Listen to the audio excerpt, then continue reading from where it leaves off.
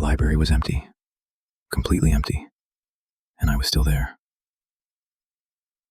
Welcome to Grim Yarns, where every story ends in shadow.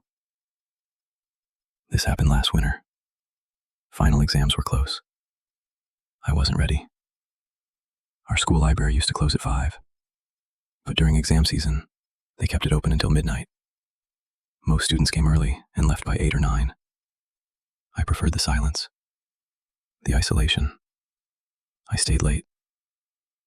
That night, I arrived at 6:30. The building was old.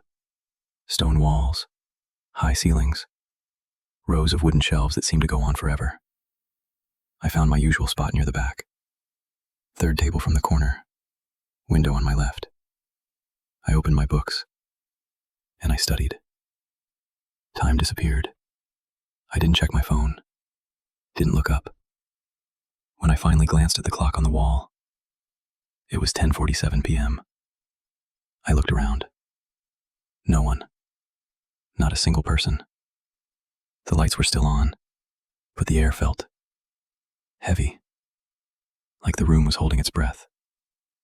I told myself to finish the chapter and leave. Just 10 more minutes.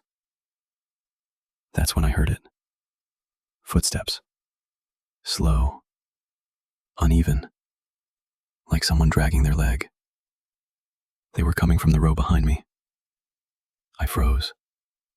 My pen stopped mid-sentence. The footsteps continued. Closer. Then they stopped. I didn't turn around. I packed my books, grabbed my bag, and I walked. Fast. The exit was at the end of a long hallway. Stone floor. Dim lights. Lockers lining both sides. I kept my eyes forward. My footsteps echoed. Halfway down the hall, I saw her. A figure. Standing at the far end. Facing me. I stopped. She didn't move. I couldn't see her face.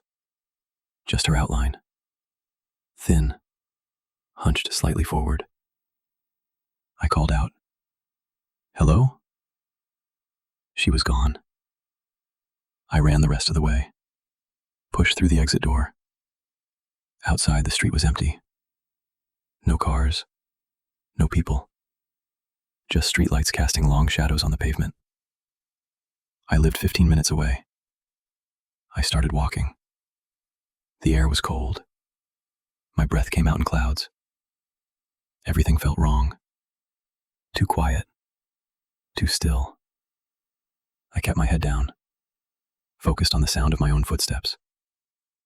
Then I saw it. A shadow, stretching toward me from ahead. I looked up. A woman was walking in front of me, 20 feet ahead. Slow. Limping. I slowed down, but I was walking faster than her. I caught up without meaning to.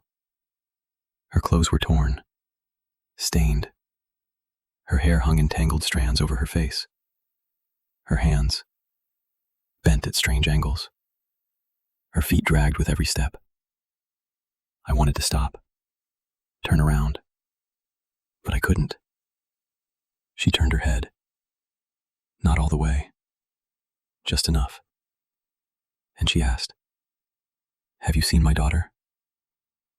Her voice was soft, broken.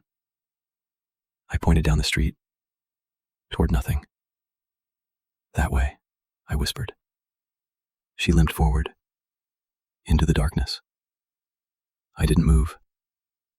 I watched her until she disappeared. Then I ran. I didn't look back. My lungs burned. My legs felt weak. I just ran. From somewhere far behind me, I heard her scream. "She's here." I woke up in my neighbor's living room. He found me on the sidewalk, unconscious, 2 blocks from my house.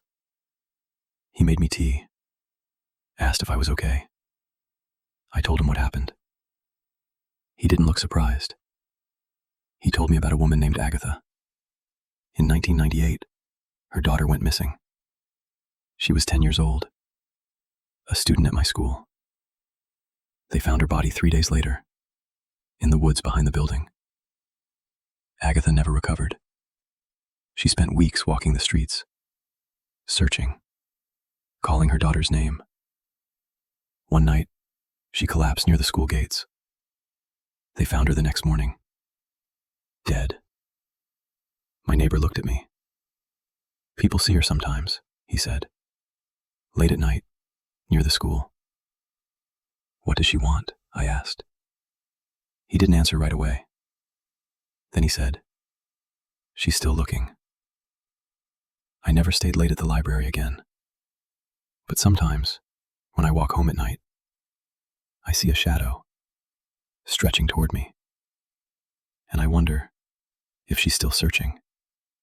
Because in grim yarns, every story ends in shadow.